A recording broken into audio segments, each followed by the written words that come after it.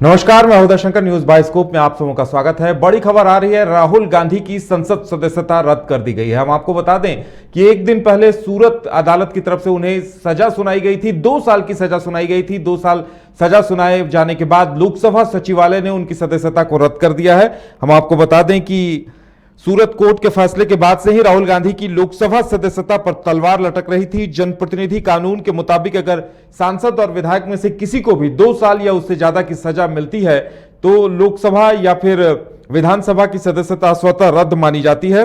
इतना ही नहीं, सजा की अवधि पूरी करने के बाद 6 वर्ष तक चुनाव लड़ने के लिए अयोग्य भी ठहराए जाते हैं। तो इसी पर एक्शन लेते हुए लोकसभा सचिवालय ने राहुल गांधी की सदस्यता रद्द कर दी है और इसे उनके लिए एक बड़ा झटका माना जा रहा है।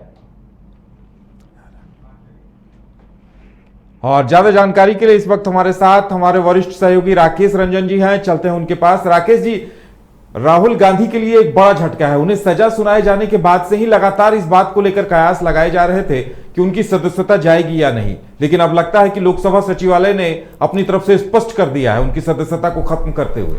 जी हाँ, और ये न सिर्फ राहुल गांधी बल्कि कांग्रेस के लिए भी एक बड़ा झटका है। और राहुल गांधी कांग्रेस के प्रमुख लीडर हैं और जिस तरह से 2 साल की सज़ा जब सूरत कोर्ट ने सुनाई थी उसी वक्त से ये कयास लगाए जाने लगे थे और कई जगह ये बातें आ रही थी कि उनकी जो सदस्यता है लोकसभा की उस पर आक्षेप, मतलब कुछ न कुछ ये हो सकता है कि उनकी सदस्यता चली जाए। और यही हुआ। अब वायनाड से, वो केरल के वायनाड से संसद सदस्य थे, तो अब जो है जब उनकी सदस्यता रद्द हो गई है, लोकसभा सचिवालय ने ये घोषित कर दी है, तो अब आप मान के चल सकते हैं कि वायनाड में एक उपचुनाव आपको देखने को मिल सकता है। बिल्कुल, और उस पर से ये जो क्लॉज है कि 6 साल तक चुनाव नहीं लड़ सकते हैं, तो ये लगता है कि पूरी पार्टी के लिए एक बड़ा झटका होगा, क्योंकि राहुल गांधी लगातार सक्रिय थे और कांग्रेस का नेतृत्व भी एक तरह से वही करते नजर आ रहे थे। जब बिल्कुल, और जो इधर जिस तरह से उन्होंने भारत जोड़ो यात्रा की थी और उसके बाद जो है वो लगातार चर्चा में रहे हैं, चाहे कैम्ब्रिज में उनकी बातों को हम ले लें तो वो चर्चा में थे और एक तरह से जो पार्टी थी उन पर बहुत कुछ आश्रित थी और उनको आगे करके कांग्रेस जो है उनके पीछे चलती हुई दिख रही थी। लेकिन इन सब के बीच ये एक बड़ा झटका है। अब विपक्षी दल इस पर किस तरह से रिएक्ट करते हैं ये भी एक देखने वाली बात होगी।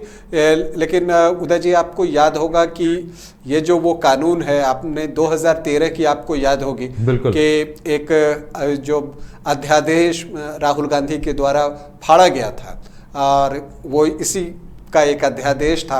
और अगर शायद वो अध्यादेश फाड़ने के बाद जो है सरकार बैकफुट पर गई थी, उस समय कांग्रेस की ही सरकार थी, वो बैकफुट पर गई थी। अगर वो अध्यादेश पारित हो गया होता तो शायद आज ये जो फैसला आया है वो नहीं होता, क्योंकि उस वक्त जो एक ऐसा होता था कि आपके खिलाफ कोई सज़ा आती है तो फिर आप 3 महीने के अंदर अपील करते हैं और फिर आगे जो है एक वक्त मिल जाया करता था और फिर वो केस चलता रहता था। बिल्कुल, और इसे 2 साल की जगह 5 साल करने की बातें उस वक्त हो रही थी और उसी से संबंधित अध्यादेश था जिसे राहुल गांधी ने फाड़ दिया था। जी हाँ, और अब आप कह सकते हैं कि खैर अभी तो स्थिति यही है कि जो खबरें आ रही है उसके अनुसार कि उनकी सदस्यता को रद्द कर दिया गया है, तो ये कांग्रेस के लिए एक मैं मानता हूं कि बड़ा झटका है, क्योंकि राहुल गांधी पिछले कुछ महीनों से काफ़ी एक्टिव थे और जिस तरह से वो एक तरह से ना कांग्रेस को लीड करते हुए दिखाई दे रहे थे और जो उनकी भारत जोड़ो यात्रा थी उसकी काफ़ी चर्चा हुई। उसमें जो है वो कई क्षेत्रों में गए, लोगों से मिले, तो एक माहौल वो बनाने की कोशिश कर रहे थे। अब वो कितना सफल हुए नहीं हुए ये तो बाद में पता चलता, लेकिन उनका प्रयास वो दिख रहा था। तो कांग्रेस के लिए एक बड़ा झटका है कि जब आप का लीडर जो कि जिसके पीछे आप चल रहे हैं सडनली जो है वो इस तरह का एक फैसला आ जाता है तो उसे कांग्रेस को तो झटका लगा ही है।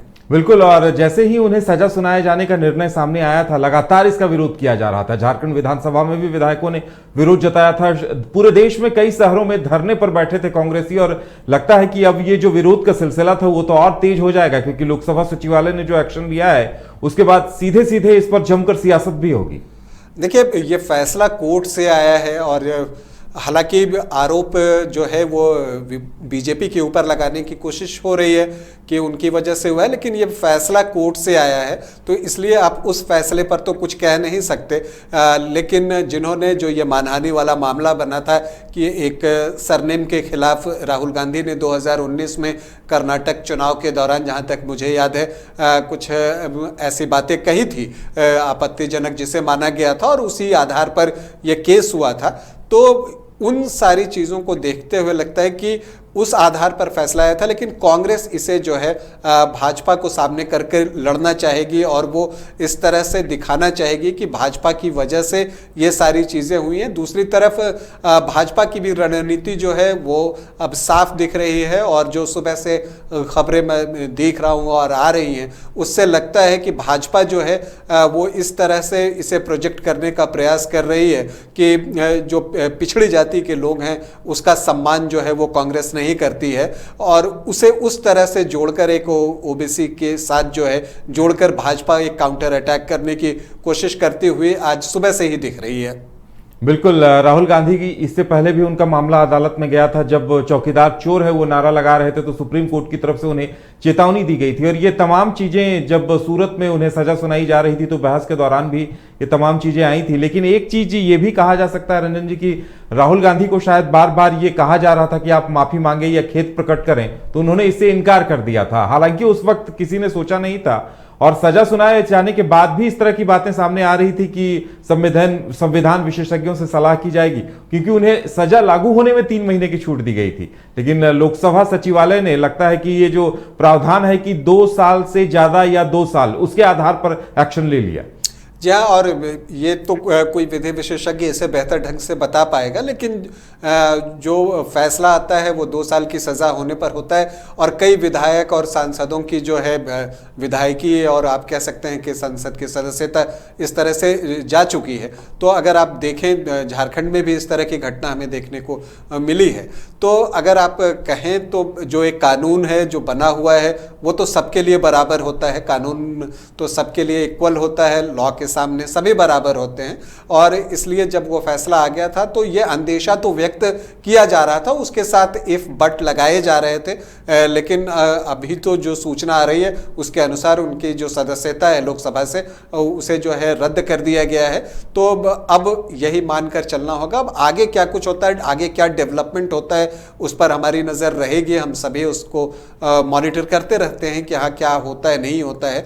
लेकिन हाँ एक तो बात है कि कांग्रेस इसे एक बड़ा मुद्दा तो जरूर बनाने जा रही है और इसे सामने रख के वो एक लड़ाई जो है आप कहते हैं राजनीतिक लड़ाई वो जरूर लड़ेगी। और इसका जो है विपक्ष उनके कितने साथ आता है, विपक्ष में कुछ दल तो उनके साथ हैं, लेकिन जो बाकी अन्य दल हैं जो कि अभी तक उनके साथ जुड़ते हुए नहीं दिखे हैं वो कितने उनके नज़दीक आते हैं, इन सब चीज़ों को देखना होगा। तो इन सारी चीज़ों का जो है एक 2024 के चुनाव से कनेक्शन भी निकालने की कोशिश हो रही है कि हाँ उसका भी इम्पैक्ट हो सकता है। तो इन सारी चीज़ों को अभी हम जो है मॉनिटर कर सकते हैं। चलिए, तमाम जानकारी देने के लिए आपका बहुत बहुत धन्यवाद। तो जाहिर तौर पर राहुल गांधी और पूरी कांग्रेस पार्टी के लिए एक बड़ा झटका है कि उनकी संसद सदस्यता रद्द कर दी गई है। देखने वाली बात यह होगी कि कांग्रेस की तरफ से प्रतिक्रिया क्या कुछ आती है और आने वाले दिनों में इसे मुद्दा बनाने को लेकर पार्टी क्या कुछ करती है। फिलहाल हमारे साथ इतना ही, हमें दीजिए इजाजत और आप देखते रहिए न्यूज बाइस्कोप। नमस्कार। 4 धामों में से एक रामेश्वर धाम सहित तिरुपति बालाजी, कन्याकुमारी, मदुरई मां मीनाक्षी देवी और श्री मल्लिकार्जुन ज्योतिर्लिंग का झारखंड में सबसे कम दर पर सब परिवार दर्शन लाभ का अनुपम अवसर। संपर्क करें मां कामाख्या धार्मिक रेल यात्रा, केसरी नर्सिंग होम, पहला तल्ला, पिस्का मोड़, रांची। वेलकम टू चाचा मामा दंगल। हास्य अदाकार संजय मिश्रा से गुजारिश है कि वह अखाड़े में कूदे और फुलटूस को ट्रॉफी से नवाजे। लगता है समाधि ले ली। अरे बुला रहे हैं। अरे बोल रहे हैं कि बुला लो।